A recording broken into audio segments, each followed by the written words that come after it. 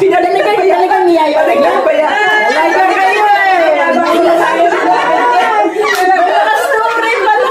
Ay, batang-bata pa, 16 pa lang.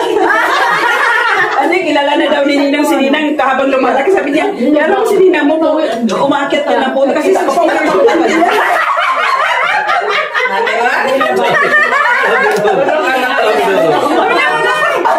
maluwang loob niya na yun. Parang mapuno ako. Nagagad sa bayabang. Talagang sinisingin mo sa ha? Umakyat sa bayabang? Bakit? Ay, ba sila kayo ba? Sabi ko yung palalaki ko ito. Sabi na niya, palalakihin na ito.